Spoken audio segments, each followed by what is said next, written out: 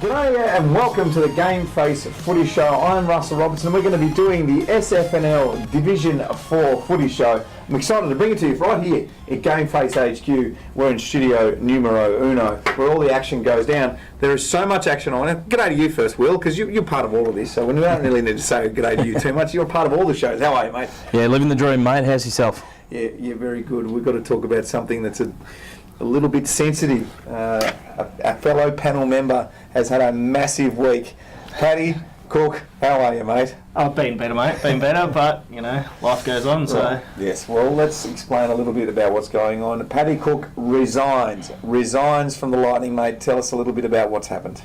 Probably the best way to describe it would be just a major communication breakdown between the committee and myself, and I thought it was in the best interest of everyone if I moved to the side for a little bit, so yeah. Okay, so it's got something to do with the players, it's something to do with you making sure you're looking after the players. It's uncomfortable. I know you can't really talk about it too much, it's sensitivity because it's only just happened, but to help us understand a little bit more about it, does it sit well with you? Is this a hard decision? Oh, it's super hard. You know, I love that playing group. I've been with them for 3.5 years and I've seen them progress. It was a really, really difficult decision and something that, I'm not comfortable with, but I believe it's in the best interest of everyone. So, Will, you're a little bit more Switzerland with this. You can talk about it as a reporter. Respects to the guy that's sitting next to you. What can you tell us about this situation? Well, knowing Paddy like I do on a personal level, I know he's only got the best interests of the club at heart. So Paddy was obviously put in a difficult position, and as I said, the decision that he's made is obviously in the best interest I'll just say with that as well, like the committee has done what they believe is the right thing as well, and it's just one of those things that happen. So there's no hard feelings. It's just Stranger things have happened in football, and they will continue to happen. Anyway, we're happy because we've got you full time now. He's going to be with us every single weekend without having to. He can actually talk about that club, and we love that. He doesn't have to be too biased, which is great. But anyway, some other top stories for you, Will. Moorabbin Kangas beat 36 goals in a Lindale thumping. Huge game there. A massive upset as Helen breaks a 595-day win drought. You love those stories. We're going to talk about those now. Let's move straight into it. Moorabbin boots 36 goals. What a game. 36-17, 233. Defeat Lindale 12-9. 81. Will, did you get it? You didn't see that one, or did you catch a bit of it? No, I didn't, but I heard some reports that those are clobbering in any language. To kick 36 goals, that's a sensational effort. Obviously not a great deal of defensive pressure there, Paddy. No, I went out and actually watched that game since I had a little bit of time on my hands, and as I said last week, it was something that I was interested in, seeing how it went along, and interesting game to watch. Goal every 3 minutes by the sounds of things, and there's a lot of cheering going on. It's not often you see a side kick 12 goals 9 and still get done by 150 points. So to be fair, the Moorabbin ground's not a huge one. So if you can get on a roll, you can score relatively quickly. But have a look at these goal kickers. Justin Isaac kicked 8, Sean Jackson 7, Lachlan Simpson 7. So they shared it around a little bit, which is good. But Justin Isaac gave off a few that he could have taken as well. So he probably could have kicked 10 to 12. So double digits. You would expect there'd be no defensive, as you said, pressure anywhere on the ground if you've got nearly 40 goals, nearly 50 goals kicked in a game of football. Must have been a free-flowing affair. Absolutely. Something definitely for the purists, and I know that's something that the AFL's working furiously to get back into with the 666 and all that sort of stuff.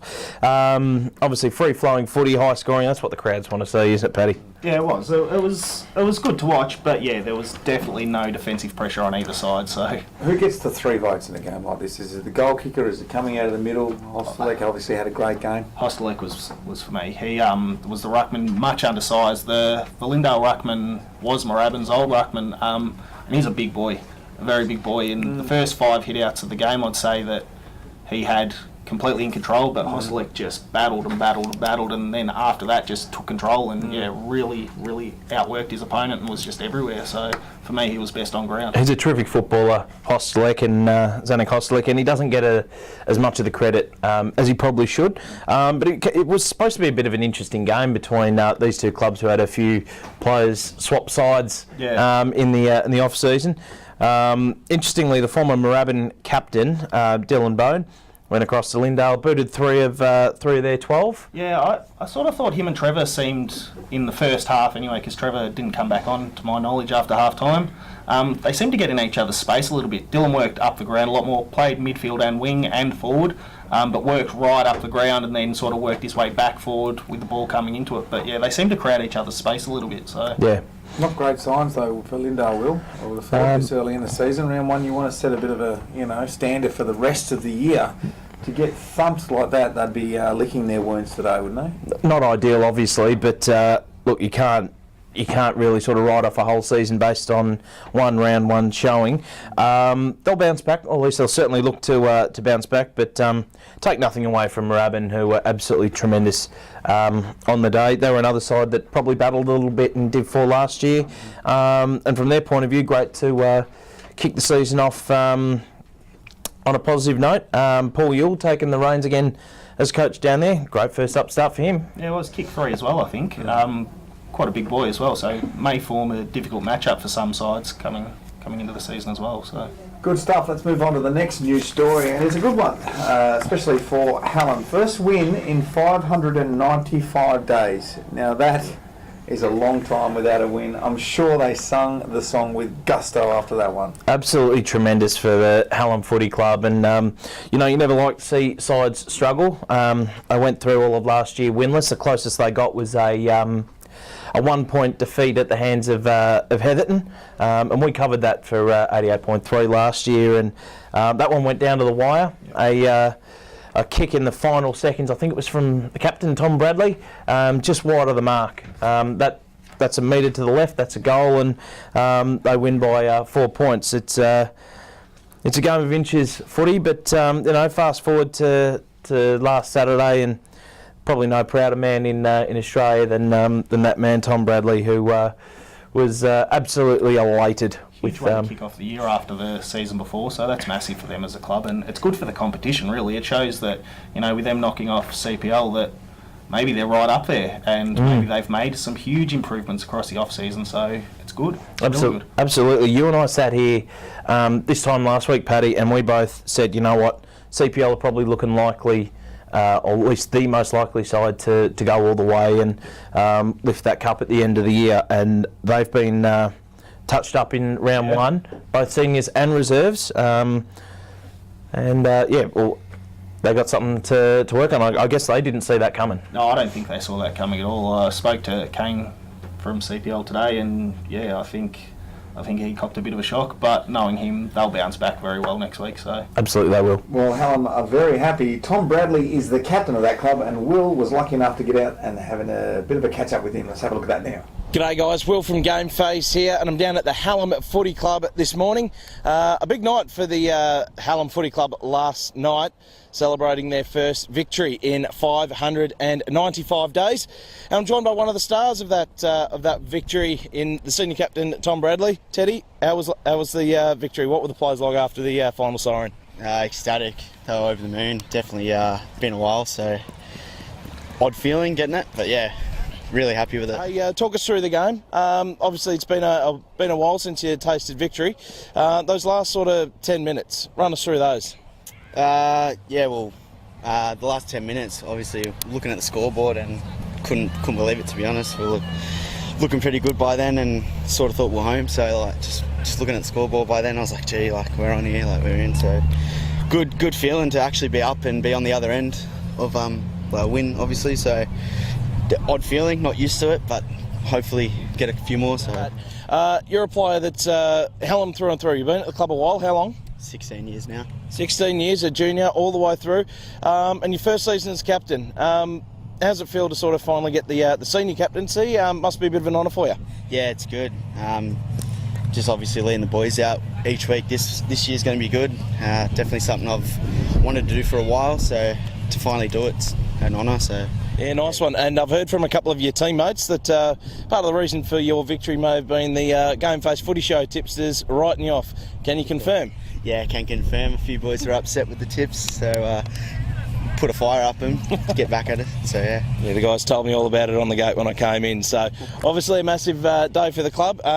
Yesterday, No doubt we'll probably see a few more W's throughout the 2019 season. Teddy, thanks for joining me and congratulations again on the win. Nice, mate. Thank you. So you're expecting after 595 days, you'd be feeling pretty good about a win. After not winning for that amount of time, a win would be like gold, and you'd celebrate it pretty hard. Old Tom looked a little bit dishevelled there. Did he have a few beers? You'd expect that he would. Mate, why wouldn't you? I mean, you can just tell that win meant so much to that club. They've been through a fair bit over the last 595 days, as we've touched on, so he's well within his rights to celebrate accordingly. You have to celebrate the moments as well. So when they, it's been that long between, you've got to enjoy them, otherwise what's the point? So good on you.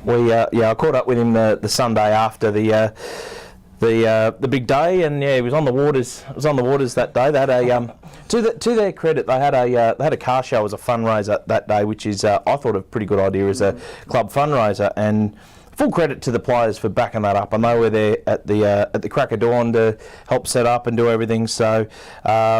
They're heading in the right direction, Hallam, that's for sure, and particularly with a couple of the young players that they've got in that side. All right, let's have a look at the other results from Division 4 SFNL. Other games played. Lyndhurst 13-5-83 defeated South Yarra 2-4-16. Boys, did you get down to see this one? Did you hear anything about it? No, I didn't get down to see it, but for Jamie taking over in his first senior game, really good win for them, so I'm absolutely wrapped for him. Good on you. And the other game was Dandenong 8-7-55 defeated by Frankston Dolphins 20-15-135. Will? Yeah, Dandenong have been on the end of some big defeats in the last couple of years, but they finished off last season quite positively. The margin suggests, it was a bit of a blowout, but Dandenong did kick 7 goals in that third quarter, which is fantastic. So they're rebuilding and definitely heading in the right direction. So good on the Redlegs. Dandenong kicked 7 goals in the third quarter. It's a great effort. I kicked 7 goals myself in one quarter for the Dolphin Eagles last year. Anyway. It's not about you, Robbo. It's not about you. It's because I'm the host, so it is about me. Sorry, Will. The goal kicking. We always love the goal kicking. I love the goal kicking. Justin Isaac kicks 8. Lachlan Simpson 7. Sean Jackson 7. Alex Wilson 4. And Jack Charlesian, is that how you say it, Will? I guess so. You're the man with all the names. You're an absolute rain man when it comes to that. Kicks 4 for Hallam. That's fantastic. And obviously Isaac, Simpson, Jackson, all from Moorabbin. They kicked those all in the one games we spoke of at the top of the show. Yeah, good stuff. Let's talk about the upcoming games and get your tips. Lindale versus Hallam. How are you seeing this one, boys? Comfortably from what I've heard. So, and from what I saw of Lindale, they've got a bit of work to do. So hopefully they can keep progressing and keep improving. But Hallam for me. Yeah, I've got to say Hallam as well. As much as their win came as a bit of a surprise to me, and I don't mind admitting that. They're definitely heading in the right direction, and with a young playing group, they should probably be too good for Lindale. Move on to Lyndhurst versus Moorabbin. Now you don't have to say Lyndhurst if you don't want to. From what I saw of Moorabbin, they were quite impressive, but they won't match it with Lyndhurst at Lyndhurst. Lyndhurst comfortably for me. Yep. They kicked a big score on that small ground, but they'll definitely be stretched on the massive expanses of Marriott Waters. Lyndhurst for me. It always happens in the AFL. When a new coach comes in, the team will win. I remember Melbourne lost to Neil Danaher. We were losing. Bomber Riley comes in and we win against Carlton. It just happens somehow. You just go, there's this turmoil. We have got to come together. So expect to see that with Lyndhurst. I know they'll probably win anyway. They'll probably have a massive game. Move on to the next game. Frankston Dolphins versus South Yarra. Frankston Dolphins easily for mine.